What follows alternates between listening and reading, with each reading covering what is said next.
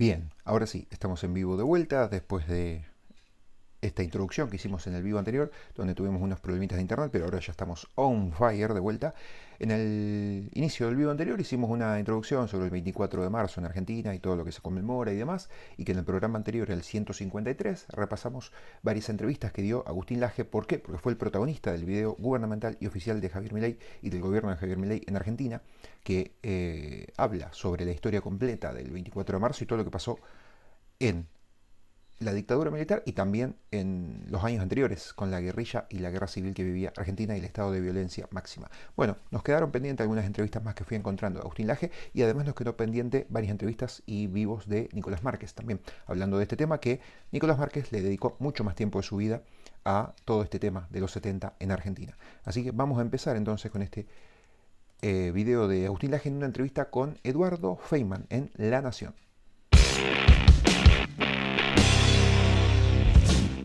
Bueno, Agustín Laje, ¿qué tal? Buenas tardes, ¿cómo va? ¿Qué tal, Eduardo? ¿Cómo estás? Bien, gracias por el atenderme. llamado. En España, ¿no? En estos momentos. Sí, en España. Ok. Así es. ¿Le puedo pedir unos minutos? Tengo que ir a la pausa y después volvemos.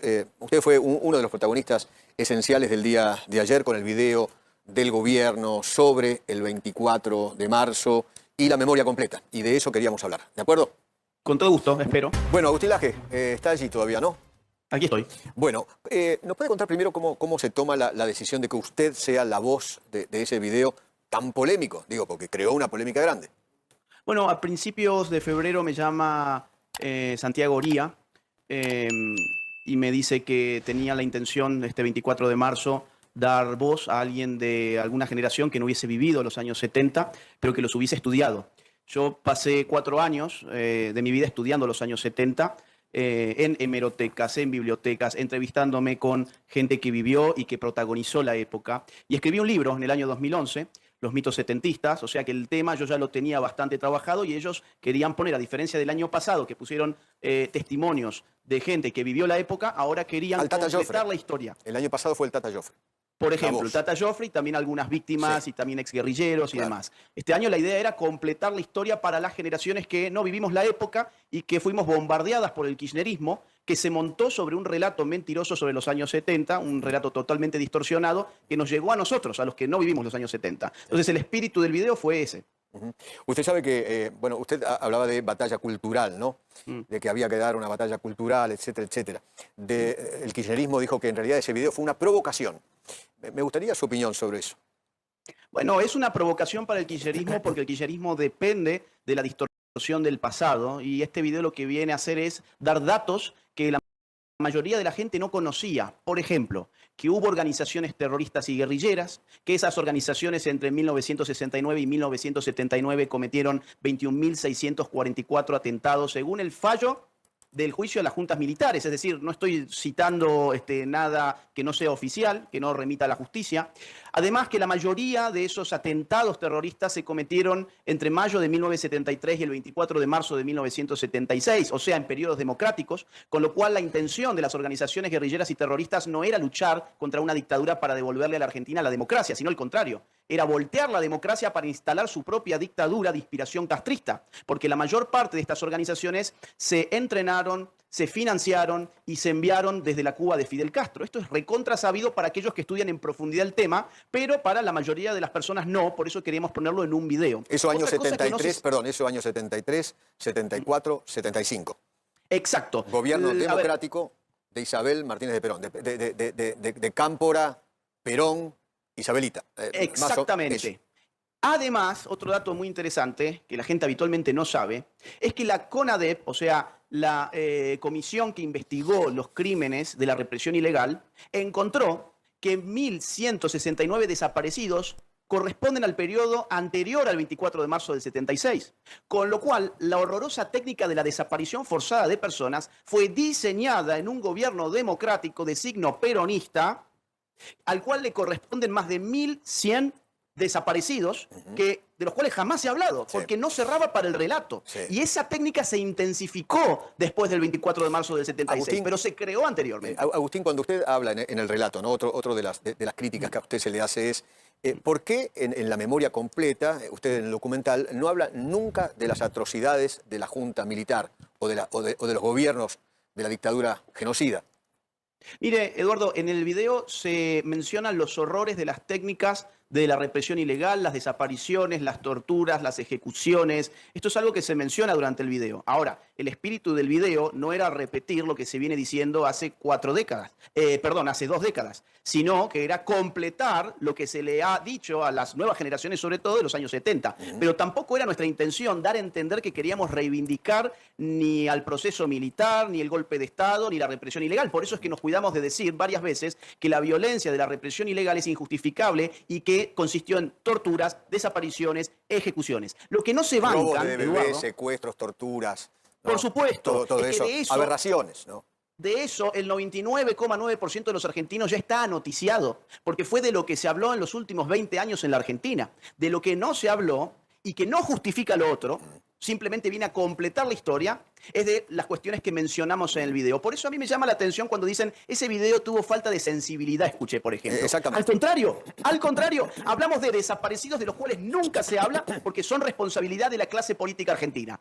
Hablamos de víctimas de la guerrilla y de las organizaciones terroristas de las cuales jamás se ha hablado ni se ha reparado. Además, les ha molestado muchísimo la cuestión de los 30.000 desaparecidos que se instaló en la Argentina como dogma, y la realidad es que este es un punto muy importante porque pareciera que 8.961 desaparecidos, que fue a lo que arribó la CONADEP y que salió publicado en el Nunca Más, o 7.300 desaparecidos, que son los últimos datos tras la última depuración que se hizo del año 2015, pareciera que estos números no son suficientes para ilustrar la magnitud del horror. ¿Por qué tenemos que apegarnos a una cifra que sabemos mentirosa en la medida en que no tiene ningún documento que lo respalde, ninguna lista? Pero como es un dogma, nos han empujado a creer que si no repetíamos 30.000 desaparecidos, entonces era porque seguramente apoyábamos a la dictadura de Videla. Negacionista. Y eso no es Hola, cierto. Soraya. Negacionista. Pero es que es al contrario, Hola, ellos Leticia. son los negacionistas del trabajo excepcional de muchísimos argentinos que se pasaron parte de su vida buscando desaparecidos. Ellos son negacionistas del dinero que se ha usado del contribuyente argentino para impulsar esas investigaciones y para dar reparaciones e indemnizaciones a los fines de que las familias de los desaparecidos hagan las correspondientes denuncias. Y el número es atroz, 7.300 personas, es atroz. Pero esta gente opera con esto como si fuese un dogma, Eduardo. Es decir, si uno no repite el dogma, entonces se convierte en un hereje. Se convierte en la representación del mal. Y en realidad aquí hay que decir la verdad. Hay que decir la verdad completa y ese fue el espíritu de ese video.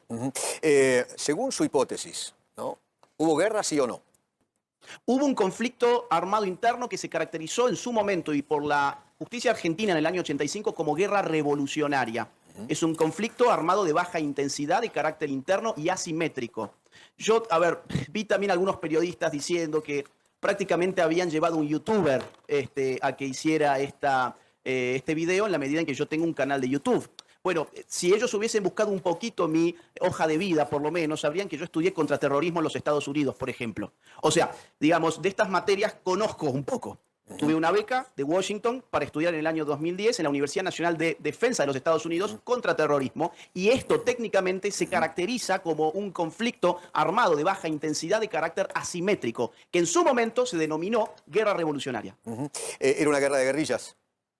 La técnica se llama guerra de guerrillas, fue inspirada en algún sentido por los manuales del Che Guevara, que tenían una idea absurda, y era que con la sola voluntad del foco guerrillero se podía lograr una revolución. Muy distinto de lo que planteaba Lenin, por ejemplo, en la Revolución Rusa, y es que una revolución puede acontecer cuando convergen condiciones objetivas y condiciones subjetivas. O sea, una crisis económica de magnitud, si es acompañada por una guerra de guerrillas, puede generar una revolución. Pero el Che Guevara pensaba que sin una crisis estructural podía haber una revolución, y muchos guerrilleros siguieron esos planes. Cuando dicen que la guerra era asimétrica, porque Sí. una cosa es el Estado y otra cosa es una banda de delincuentes, ¿no? Así lo tenían, jóvenes idealistas lo llamaban otros, ¿no? ¿Usted qué dice? Bueno, efectivamente, se llama asimétrica porque de un lado se tiene un aparato profesional militar y del otro lado se tienen aparatos irregulares, pero que sí son militares, no son simplemente bandas de delincuentes, son aparatos militares. En el juicio de las juntas se mostró que las organizaciones guerrilleras en Argentina tenían 25.000 integrantes, de los cuales 15.000 eran combatientes. El poder de fuego en la Argentina de las guerrillas fue impresionante, fue del poder de fuego de las guerrillas más importantes de toda la región. Quizás solo superadas por Sendero Luminoso en Perú o por las FARC en Colombia, pero fue de lo más cruento que hubo en toda América. Es asimétrica, vuelvo al punto, Porque, insisto, de un lado hay un ejército que responde a un Estado nacional y del otro lado hay organizaciones terroristas que, sin embargo, tenían conexiones con otros estados, con Cuba, con la Unión Soviética, en algunos casos y en otras guerrillas con incluso la China de Mao Zedong, por ejemplo, en el caso peruano. Así que, bueno, ese es más o menos el panorama que se inscribe aparte en la lógica de la Guerra Fría. Es decir, acá hay que entender que Estados Unidos y la Unión Soviética no se enfrentaban directamente, pero lo hacían Estados Unidos a través de las Fuerzas Armadas de los países del tercer mundo y la Unión Soviética a través de estos aparatos militares irregulares. Agustín, me gustaría que escuche lo que dijo ayer Estela Carlotto. Dijo lo siguiente. Estamos muy mal, muy mal, muy mal. La represión, el vandalismo, hay muchos ya niños con revólveres matando gente. Yo creo que estamos en una etapa muy, muy dura y muy difícil y que yo no soy la especialista en esto, pero que tenemos que cambiarla rápidamente. ¿No serán producto de la década ganada, como le llamó el kirchnerismo, a sus años de gobierno con Cristina Fernández de Kirchner? ¿Cómo? No sé, pero si un hombre ha hecho y todo lo que ha hecho está escrito y dicho que es el presidente tendría que estar en la cárcel. ¿Su opinión? Que Estela de Carlotto es una activista por la violación de los derechos humanos. Estela de Carlotto está a favor de los violadores de los derechos humanos en el año 2025, no en la década del 70. Ella defiende al chavismo, ella defiende a Nicolás Maduro, ella se puso siempre del lado de Fidel Castro, de Raúl Castro. Estamos hablando de dictaduras sanguinarias que asesinaron, desaparecieron, torturaron, exiliaron a miles de personas y que han tenido el apoyo de esta señora que en Argentina nos vende defensa de los derechos humanos. ¿Vos sabías, por ejemplo, que Estela de Carlotto jamás se reunió con las damas de blanco en Cuba, que vienen a representar lo que las madres de Plaza de Mayo hicieron en su momento en la dictadura argentina? Tanto las madres como las abuelas, cuando iban a Cuba, eran recibidas por Fidel Castro con todos los lujos y todos los honores. Y cuando las damas de blanco que peleaban por sus hijos, por sus esposos, les pedían una reunión, sencillamente no se las daban. En realidad no son militantes de los derechos humanos, son militantes del socialismo revolucionario que intentó tomar el poder por la fuerza en la Argentina en su momento y que después llegó democráticamente con el kirchnerismo, al cual estas señoras se sumaron en calidad de corruptas. Porque nos robaron a todos con el verso de sueños compartidos, las universidades de las madres que eran universidades fantasmas de mentira.